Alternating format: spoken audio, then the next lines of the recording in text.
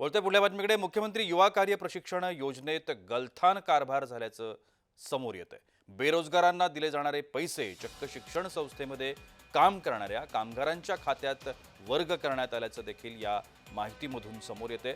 नाशिकमधल्या सर्वात मोठ्या मराठा विद्या प्रसारक शिक्षण संस्थेमध्ये हा घडलेला प्रकार आहे। बेरोजगारांच्या नावानं आलेले हे पैसे आहेत आणि ते कर्मचाऱ्यांच्या खात्यामध्ये गेल्यानं खळबळ उडाली आहे। मुख्यमंत्री युवा कार्य प्रशिक्षण योजनेचे पैसे संस्थेनं टाकले कर्मचाऱ्यांच्या खात्यावर, अशा पद्धतीची माहिती मिळते। संस्थेच्या हजारो कर्मचाऱ्यांना या योजनेचा लाभ दिल्याची धक्कादायक बाब उघड झाली आहे। विशेष म्हणजे एका माजी कर्मचाऱ्याच्या खात्यावर देखील हे पैसे गेलेले आहेत। दांडगे मॅडम त्या गडवे मॅडमने घेऊन आले आणि त्यांनी सांगितलं की शासनाची एक स्कीम अशी आहे की त्याच्यामध्ये बेरोजगारांना प्रशिक्षण भत्ता आपल्याला त्या ठिकाणी द्यायचा आहे। तर त्या संदर्भामध्ये तुमच्याकडे असणारे जे काही विनानोंदणी तत्त्वावरती काम करणारे जे कर्मचारी आहेत ते या स्कीममध्ये गुंतू शकतात, अशी माहिती त्यांनी दिल्यानंतर त्यांनी आमच्याकडे अशा लोकांची यादी मागितली। यादी आम्ही त्यांना त्या ठिकाणी दिलेली आहे आणि त्या यादीनुसार त्या प्रत्येक कर्मचाऱ्यांकडनं त्यांनी ते सर्व कागदपत्र गोळा केले आणि जे त्या स्कीममध्ये इच्छुक होते त्या सगळ्यांना त्या ठिकाणी हा जो काही 2 महिन्याचा किंवा 3 महिन्याचा जो काही भत्ता आहे तो त्या ठिकाणी मिळालेला आहे। आमचा इंडिव्हिज्युअल विषयच नाही, तो कर्मचाऱ्यांकडे आले। तुमच्या लक्षात घ्या, संस्था आणि कर्मचारी हे 2 वेगळे विषय आहेत।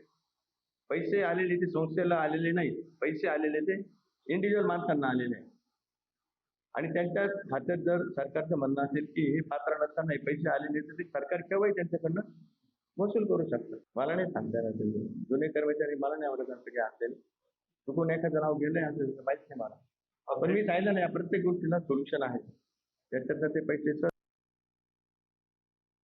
नाही नाही, तुम्ही याच्यामध्ये पात्र आहात असं सांगितलं गेलं, आम्हाला त्याच्यामध्ये लक्ष द्यायचा काही विषय नाही। आणि याच्यानंतर ही जी चर्चा सुरू झाल्यानंतर आम्ही ते आता पुढचे परत फॉर्म भरून द्यायचे असतात, ते आम्ही भरून दिलेले नाही, तरी सुद्धा काही कर्मचाऱ्यांच्या ह्याच्यात तिसरा हप्ता आला।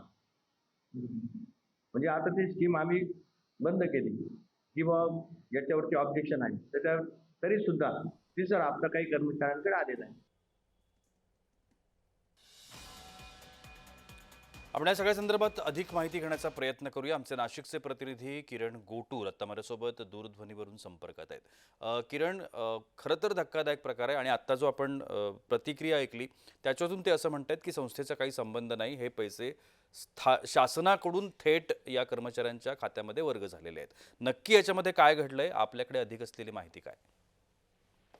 खरं तर बेरोजगारांसाठी मुख्यमंत्री युवा प्रशिक्षण ही योजना चालू करण्यात आलेली होती, पण या शिक्षण संस्थेतील कर्मचाऱ्यांच्या खात्यावरती हे पैसे जमा झाल्याचा धक्कादायक प्रकार जो आहे तो एकूणच उघडकीस आलेला आहे। विशेष म्हणजे जे काही माजी कर्मचाऱ्यांवरती सुद्धा खात्याच्या मध्ये हे पैसे आल्यानंतर एका कर्मचाऱ्याने या सगळ्या संदर्भात ही तक्रार केली आणि त्यानंतर ही धक्कादायक बाब जी आहे ते उघडकीस आल्याचं आपल्याला बघायला मिळतं। नाशिकमधली एक महत्वाची संस्था आहे मराठा विद्या प्रसारक, संस्थेमध्ये काम करणाऱ्या कर्मचाऱ्यांच्या खात्यावरती जे बेरोजगारांसाठी मुख्यमंत्री युवा प्रशिक्षण मध्ये निधी जे आहे ते दिला जातो, तो पैसा हे कर्मचाऱ्यांच्या खात्यावरती गेल्यानंतर हे सगळी जे आहे गोंधळ हे निर्माण झालेला होता। जिल्हा कौशल्य विभागाकडनं ही योजना जी आहे ते राबवलेली होती, जे एकूणच बेरोजगार आहेत जे प्रशिक्षण घेत आहेत वेगवेगळ्या संस्थेमध्ये, अशा लोकांची लिस्ट जी आहे ते जिल्हा कौशल्य विभागाकडून मागवण्यात आलेला होता।